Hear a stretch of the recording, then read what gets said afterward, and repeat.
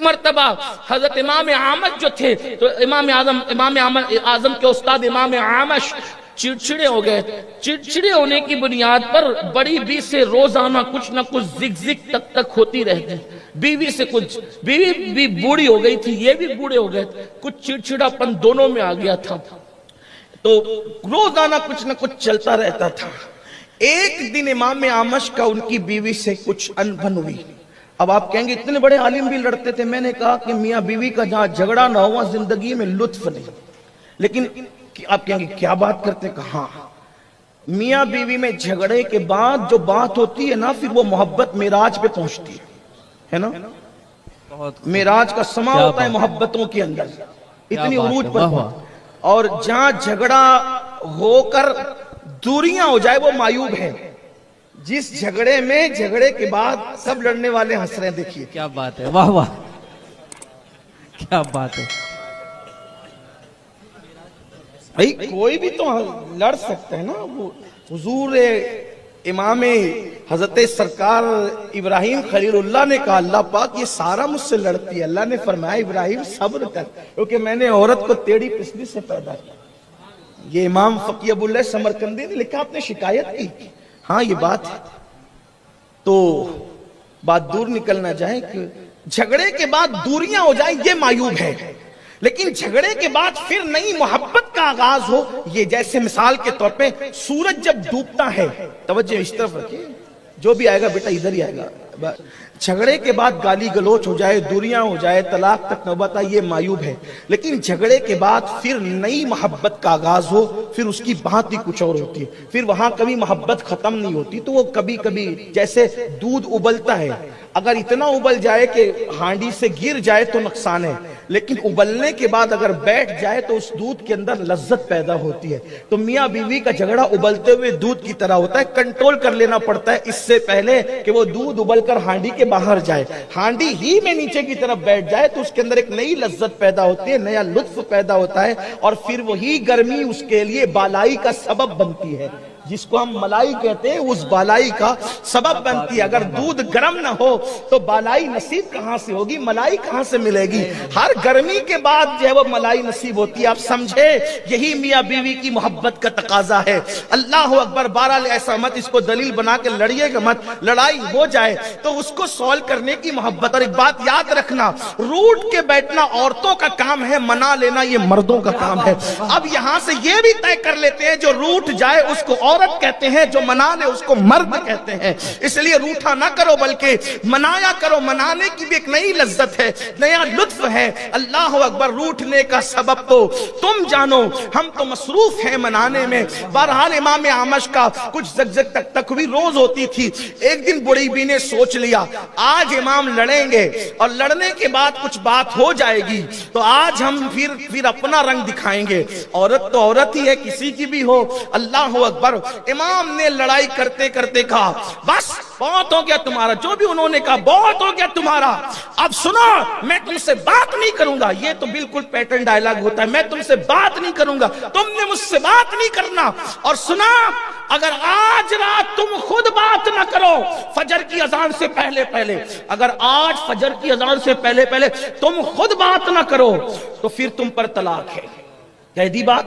انہوں نے جھگڑے میں کہا میں بات نہیں کروں گی آپ سے، میں بھی نہیں کروں گا، تو تمہیں کو کرنا پڑے گا. اب تمہیں میں نکلا تو انہوں نے کہہ دیا فجر تک ٹائم ہے، اگر بات نہیں کرو گی طلاق ہے. بڑی بی نے ٹھان لیا بہت اچھا نسخہ نکل گیا.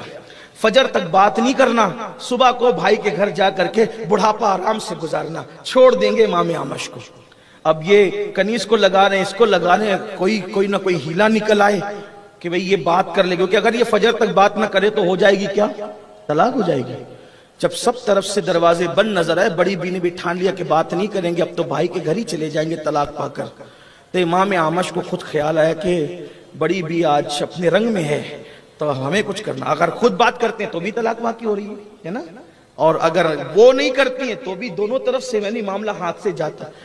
وہ گئے امام اعظم کے پاس چل کر. یہی شان ہے میرے امام اعظم. سبحان اللہ. جس کے اساتذہ جس کی طرف رجوع، کیا بات ہے. سبحان اللہ. یہ امام اعظم کی شان ہے. امام اعظم ابو حنیفہ کے پاس گئے، کہا نعمان ایسا ہو گیا. اور ایسا مسئلہ ہے بڑی بھی رنگ میں ہے اور وہ بات کرنا نہیں چاہتی، ہم کوشش کر چکے ہر طرف سے۔ امام اعظم نے فرمایا حضرت آپ تشریف لے جائیں، انشاءاللہ طلاق نہیں ہوگی، جائیے آپ۔ بہت اعتماد کے ساتھ فرمایا جاؤ طلاق نہیں ہوگی حضرت، آپ جائیں طلاق واقع نہیں ہوگی۔ اچھا، اتنا اعتماد تھا امام اعمش کو امام اعظم پر کہ انہوں نے کہہ دیا اب طلاق نہیں ہوگی، یہ گئے۔ اب دیکھنا علم کی رنگ، علم کا رنگ، علم کی رہنمائیاں، علم کی برکتیں، اور یہ بھی یاد رکھنا اللہ سے علم مانگو تو فیضان علوم بھی مانگو، اور علم نافع مانگو۔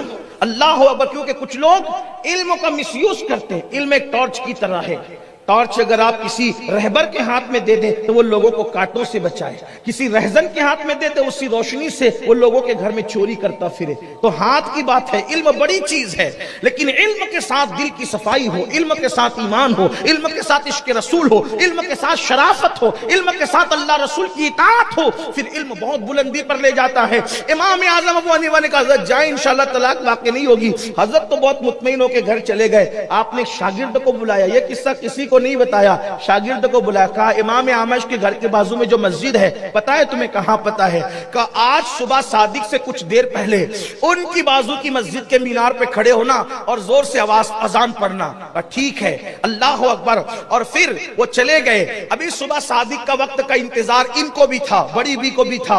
امام اعمش اطمینان میں ہے کہ چلے انہوں نے کہہ دیا ہے تو کچھ ہونا نہیں ہے۔ رات گزرتی جا رہی تھی، مسائل گمبھیر ہوتے جا رہے تھے، مسئلہ جو ہے بہت گمبھیر کی گمبھیرتا کی شکل اختیار کرتا جا رہا تھا۔ ایسے میں صبح صادق سے کچھ دیر قبل امام اعظم کا شاگرد زور سے کہتا ہے اللہ اکبر اللہ اکبر۔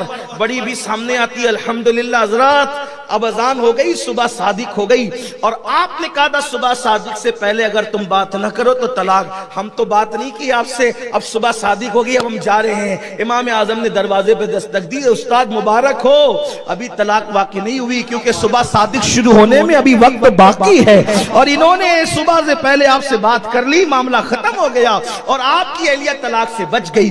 میرے آقا علیہ السلام کے پیارے دیوانوں، یہ علم کی برکتیں ہیں۔ کاش کہ مسلمان علم کی طرف آئیں، لیکن اتنا گہرا علم ہم کہاں حاصل کریں؟ جس قوم کو نماز روزے کا علم نہیں ہے، جس قوم کو اللہ اکبر زکوٰۃ اور صدقات کا علم نہیں ہے، بلکہ اب تو حالت یہ ہے، لوگ ہم لوگوں کو کہتے ہیں حضرت ذرا ہمارے محلے میں آ کے تقریر کرو۔ محلے میں جہالت بہت عام ہو گئی ہے، بہت جہالت کی باتیں لوگ کر رہے ہیں۔ میں نے کہا سبحان اللہ، ایسی جہالت دور کرنے کا آپ کے اندر جذبہ پیدا ہوا، کاش کہ آپ بھی جہالت کو جہالت سمجھ کر کے اپنی جہالت دور کرنے کی کوشش کرتے۔ لیکن کتنے افسوس کا مقام ہے جو قوم تلفظات سے ناواقف ہو، جو قوم کلمہ طیبہ کے ترجمے سے ناواقف ہے۔